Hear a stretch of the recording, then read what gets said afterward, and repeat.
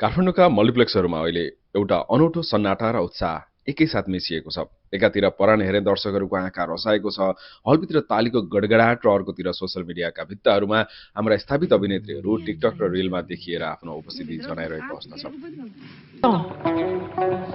संजोगसँग love गर्ने सुरमा छेत्री साँचो हो? हो। यस, आई लभ संजोग। कहाँ जा रही? कहाँ मतलब मैं भाग रही हूँ। तू ऐसा कभी मत करना, ओके? मैं ऐसा कर रही हूँ। यो दृश्यलाई केवल मनोरञ्जनको सतहबाट हेर्दा सामान्य लाग्छ, तर एउटा सिरियस मुभी लभरको आँखाले हेर्दा यहाँ नेपाली चलचित्र उद्योगको डरलाग्दो कन्ट्रास्ट देखिन्छ। कसरी नेपाली सिनेमाले आफ्ना पुरुष पात्रहरूलाई महानायक र अभिनेताको रूपमा स्थापित गर्दैछ, जबकि आफ्ना सशक्त महिला पात्रहरूलाई बिस्तारै हाउसवाइफ, इन्फ्लुएन्सर र व्यापारी बन्न बाध्य बनाइरहेको छ। आजको फिल्मी टुडेमा हामी यसै विषयमा चर्चा गर्नेछौँ। चर्चाको सुरुवात गरौँ अहिलेको बक्स अफिसको ट्रेन्डबाट।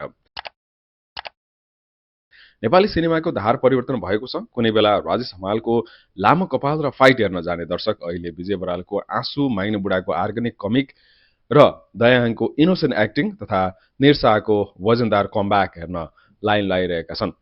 भर्खरै रिलिज भएको परान अथवा जारी 2 अथवा केही समय अगाडिको अल टाइम ब्लकबस्टर मुभी बनेको सारङ्गी जस्ता फिल्महरूले प्रमाणित गरिदिए कि अब फिल्म चल्न सिक्स प्याक्स एप वा विदेशी लोकेसन चाहिँदैन, माटोको कथा र सशक्त अभिनय भए पुग्छ।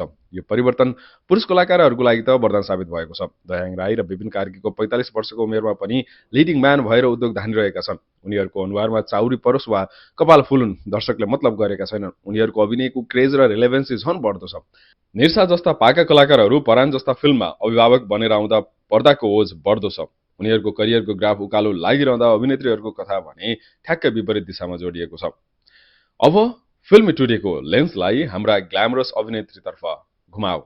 केही वर्ष अघिसम्म नेपाली फिल्मको पोस्टर गर्ल मानिने प्रियङ्का कार्की, जो अभिनयमा अब्बल मानिन्छन्, आज 40 वर्ष नपुग्दै फिल्मको सेटमा भन्दा बढी इन्स्टाग्राम र टिकटकको सेटमा पनि व्यस्त देखिन्छन्। यो उनको रहर हो कि उद्योगले सिर्जना गरेको बाध्यता?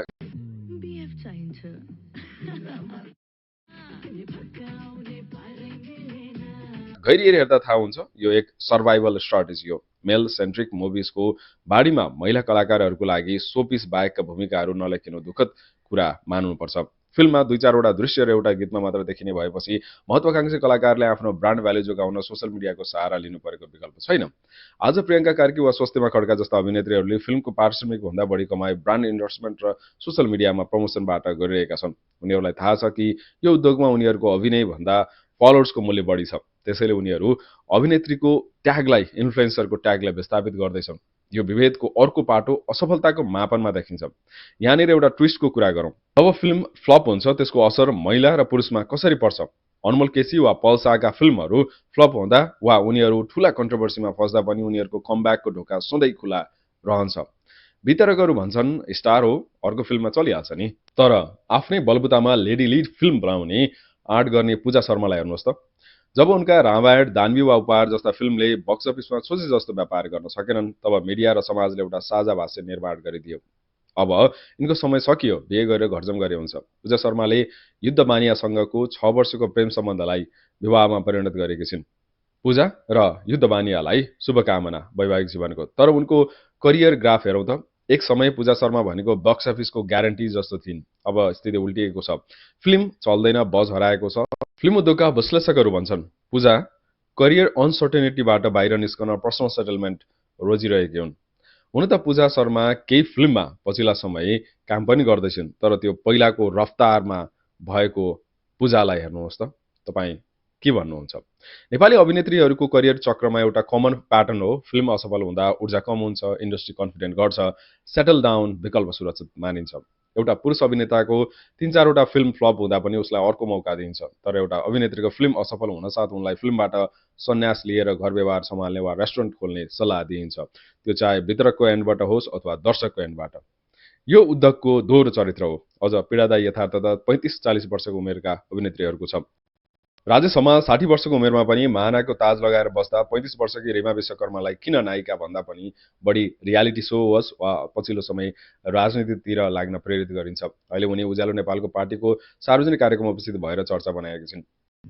उज्यालो नेपाल पार्टीको औपचारिक घोषणा सभामा यहाँहरू सबैलाई स्वागत छ। के 35 वर्ष पुगेपछि महिलाको अभिनय क्षमतामा खिया लाग्छ? वर्षा राउतको पछिल्लो फिल्म हर्षको समयमा भएको मिडियाबाजीलाई नै उदाहरण मानौं। एउटा कलाकारको रूपमा उनको अभिनयको समीक्षा हुनुपर्नेमा उनको पाखुराको दाग र श्रीमानसँगको व्यक्तिगत सम्बन्धले मिडियामा हेडलाइन ओगट्यो। जब फिल्म चलिरहँदा कलाकारले आफ्नो कामको तारिफ सुन्नुको साटो आफ्नो व्यक्तिगत जीवन र चरित्रको सर्टिफिकेट दिएर हिँड्दै गर्नुपर्छ, तब उनीहरू फिल्मभन्दा बढी सोशल मिडियामा सुरक्षित महसुस गर्छन्। त्यहाँ कमसेकम उनीहरू आफ्ना फ्यानसँग सिधा जोडिन पाउँछन्। अझै गहिरिएर हेर्दा हाम्रो मनोरञ्जन जुन पत्रकारिता छ यो पनि यो इकोसिस्टमको वान अफ दि दोषी मध्ये हो। मिडियाले अभिनेतालाई तपाईको आगामी प्रोजेक्ट के हो भनेर सोध्छ, तर अभिनेत्रीलाई तपाईको बिहे कहिले, गसिप के छ, तपाईको ब्युटी सिक्रेट के हो भनेर प्रश्नहरू गर्छन्। यही सतही पत्रकारिताले अभिनेत्रीको पहिचान ग्ल्यामर र सुन्दरतामा मात्र खुम्चिएको छ। हुन त फेरि फिल्म जर्नलिजममा लागेका व्यक्तिहरूलाई पनि च्यालेन्ज छ। पत्रकारका हरेक प्रश्नको दम कति छ भ्युजमा काउन्ट हुन थाल्यो। फेरि कलाकार भ्युज नै नआउने मिडियामा अथवा युट्युब च्यानलमा इन्टरभ्यू नै नदिने। उनीहरूको सेलिङ पोइन्ट नै सौन्दर्य बनिरहेको छ अथवा गसिप बनिरहेको छ। त्यसैले जब उमेर ढल्किँदै जान्छ र सौन्दर्यमा थोरै परिवर्तन आउँछ, उनीहरूलाई लाग्छ अब म यो उद्योगको लागि काम नलाग्ने भएँ। यसको नतिजा स्वरूप उनीहरू भविष्य सुरक्षित गर्न व्यवसाय, रेस्टुरेन्ट वा पार्लर खोल्नतिर अथवा सेटल हुनतिर लाग्छन्। यो उनीहरूको रहर होइन, यो उद्योगले दिएको इन्सेक्युरिटीले जन्माएको वैकल्पिक बाटो हो। अन्त्यमा नेपाली फिल्म उद्योग अहिले कन्टेन्टको सुनौलो युगमा प्रवेश गरेको छ, जहाँ पूर्णबहादुरहरूको कथा बिक्न थालेका छन्। यो खुसीको कुरा हो, तर यो परिवर्तन अपुरो छ जबसम्म पूर्णबहादुरसँगै पूर्णकुमारीहरूको कथा लेखिँदैनन्, जबसम्म महिलाहरूलाई केवल लभ इन्ट्रेस्ट वा ग्ल्यामर डलबाट माथि उठेर सशक्त चरित्रको रूपमा प्रस्तुत गरिँदैन, तबसम्म यो खाडल पुरिनेवाला छैन। आजका प्रतिभाशाली अभिनेत्रीहरू सोशल मिडियाका इन्फ्लुएन्सर बन्नु उनीहरूको रहर नभएर अभिनय गर्ने स्पेस नपाउँदाको नतिजा हो। यदि उद्योगले उनीहरूलाई दयाङ राई वा विजय बराललाई जस्तै विश्वास गरेर सशक्त भूमिकाहरू दिने हो भने, उनीहरूकै सेन्टरमा रहेर कथाहरू बुनिने हो भने, उनीहरूले पनि मोबाइलको सानो स्क्रिन छोडेर हलको ठूलो पर्दामा जादु देखाउन सक्छन्। नत्र भने नेपाली सिनेमामा अभिनेताहरू अभिनय गरिरहने र अभिनेत्रीहरू इन्स्टाग्राम चलाइरहने, इन्फ्लुएन्सर बनिरहने र ब्रान्ड इन्डोर्समेन्ट मात्र इन्करेज गर्ने यो विडम्बनापूर्ण कथा चलिरहनेछ। तपाईलाई आजको यस विषय कस्तो लाग्यो? कृपया केही प्रतिक्रिया छन् भने तलको कमेन्ट बक्समा राख्नुहोला आफ्नो प्रतिक्रिया। अनि यो भिडियोलाई लाइक अनि शेयर पनि गरिदिनु होला। अनि फिल्मी टुडेलाई तपाईले सब्स्क्राइब गर्नु भएको छैन भने सब्स्क्राइब गरेर पनि जोडिनु होला। हामी लामो समयको अन्तरालपछि पुनः फिल्मी टुडेमा कन्टेन्टहरू लिएर आएका छौं। त्यसैले गर्दा तपाईको लाइक, शेयर अनि सब्स्क्राइब निकै महत्त्वपूर्ण छन्। हवस् त, नमस्ते।